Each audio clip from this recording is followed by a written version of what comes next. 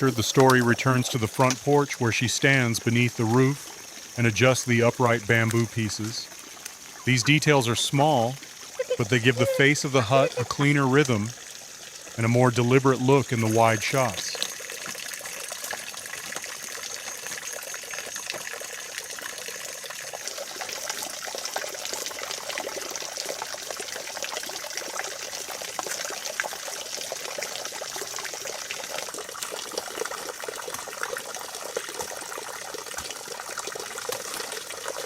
The pace slows noticeably, showing the viewer that this place was not shaped only to be seen, but to be used in ordinary daily life.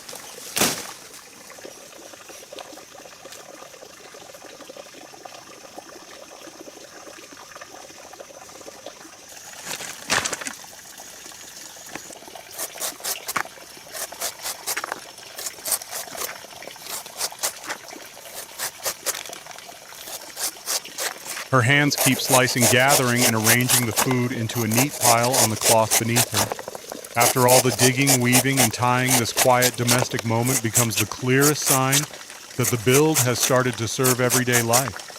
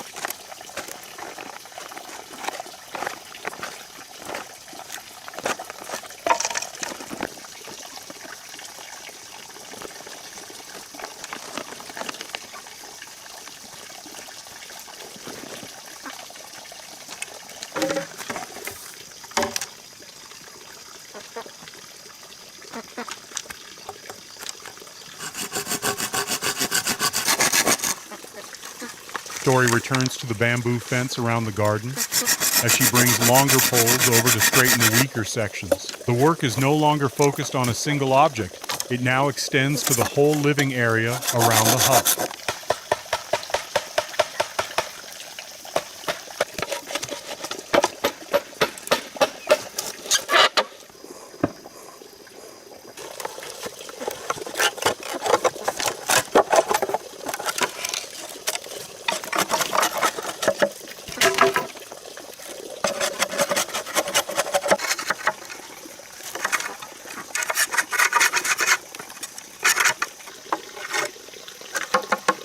From the main hut to the side platform and out to the fence around the vegetable beds, every element now answers the others inside one composition.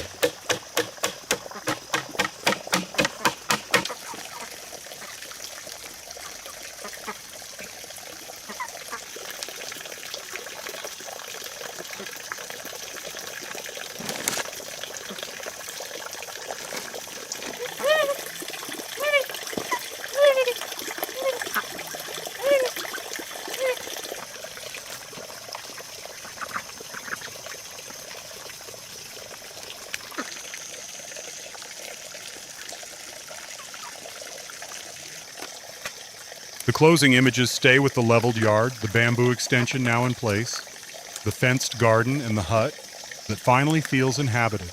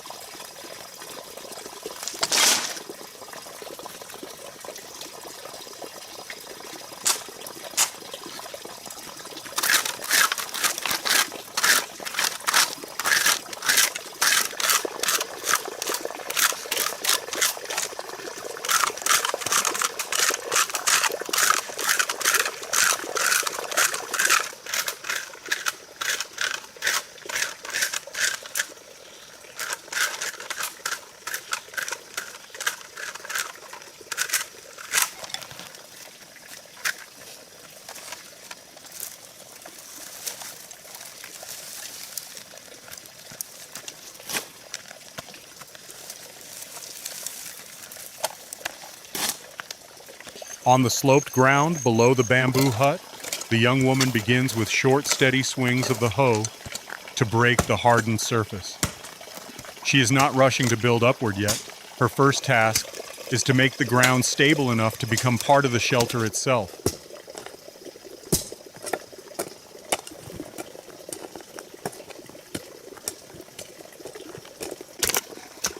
Each lift of the hoe pulls roots, weeds, and loose soil away from the slope. The work may look repetitive, but this quiet labor is exactly what decides whether the area in front of the hut can become a usable place to stand, sit, and move through.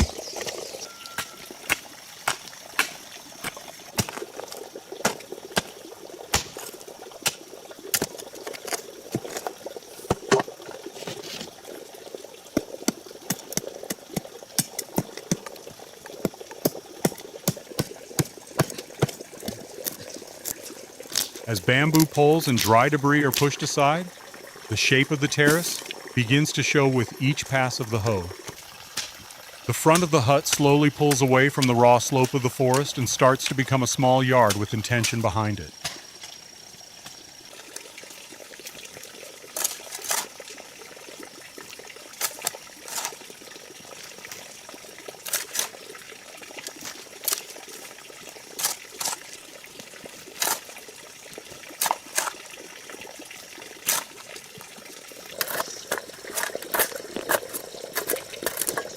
Once the top layer is loosened, she spreads the soil tested underfoot and trims the edge into a flatter line. The bamboo structure above already exists, but the life around it only truly begins when the ground below is brought under control. Quick science compacted soil resists erosion better because the particles lock together and leave fewer large air gaps. That is why a leveled terrace can hold its shape more firmly than freshly disturbed ground after light rain.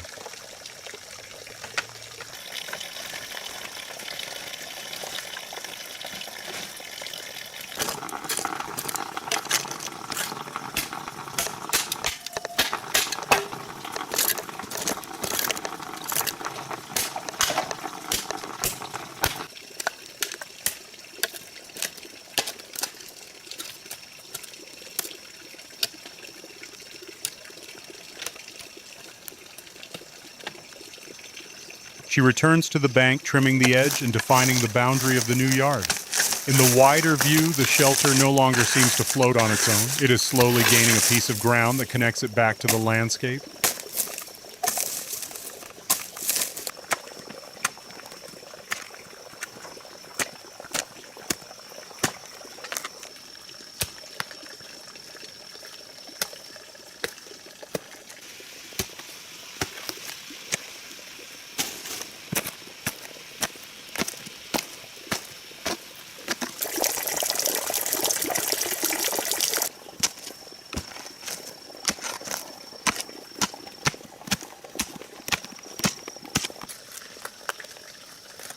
By the time rough earthen steps are cut into the slope, the transformation is unmistakable. In only a few minutes, a messy hillside has become a simple approach path ready to carry the story into a larger phase of improvement.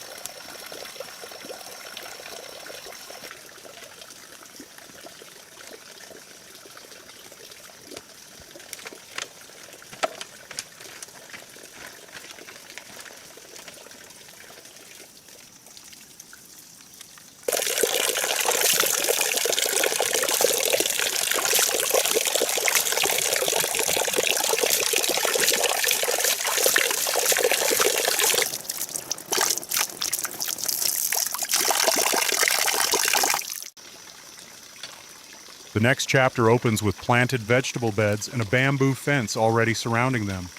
Those neat young greens show that the prepared ground was not shaped only for appearance. It is now being used as part of a real living space.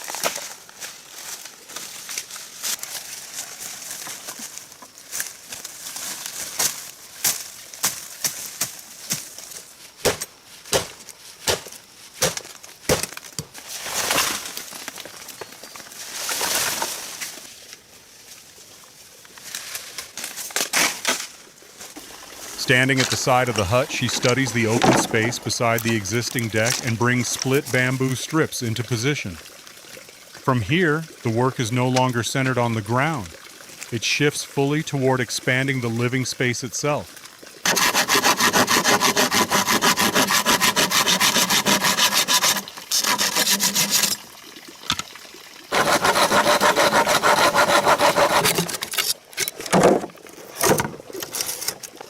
Long bamboo pieces are aligned into a rectangular frame, and thin slats begin to cross the surface one by one. She works with calm, even movements, as though the final shape of the platform already exists in her mind before it fully appears.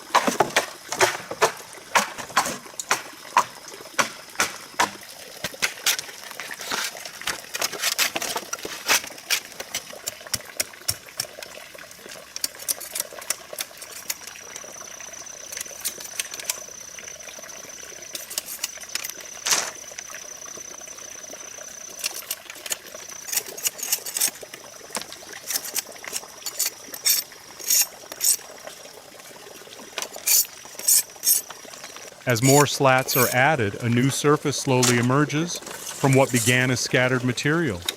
The pleasure of this section comes from watching a larger structure grow out of very small, repeated actions that never feel pointless.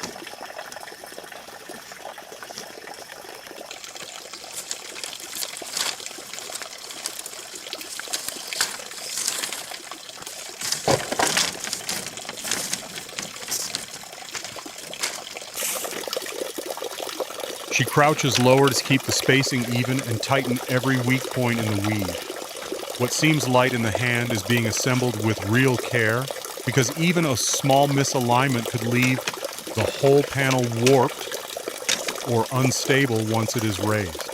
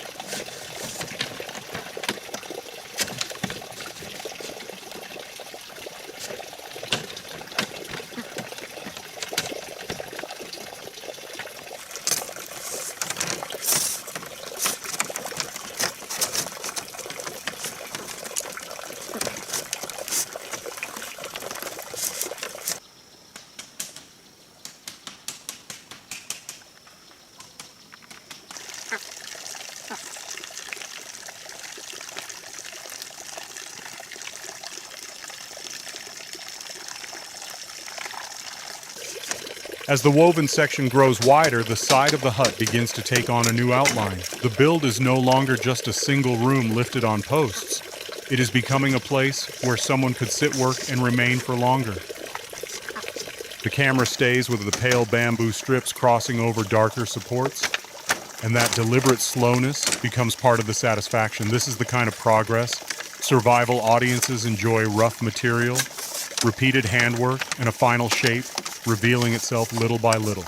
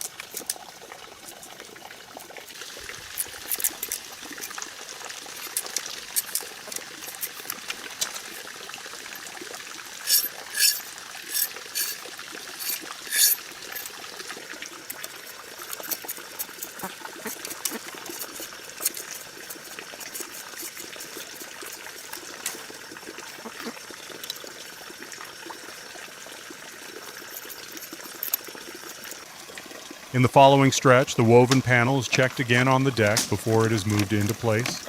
She corrects the edges, tightens the bindings, and keeps the surface flat so the extension will sit in rhythm with the rest of the shelter.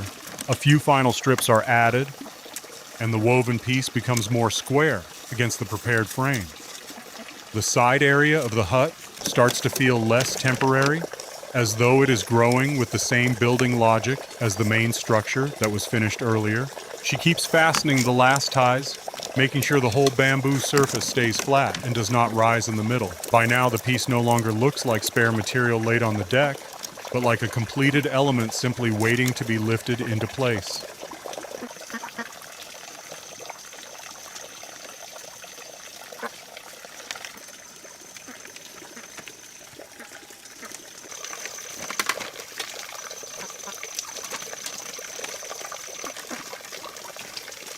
At last, the bamboo panel is raised beside the tree and fitted onto the expanded deck. In just a few steady movements, the open edge of the structure gains privacy shade and a much stronger sense of enclosure.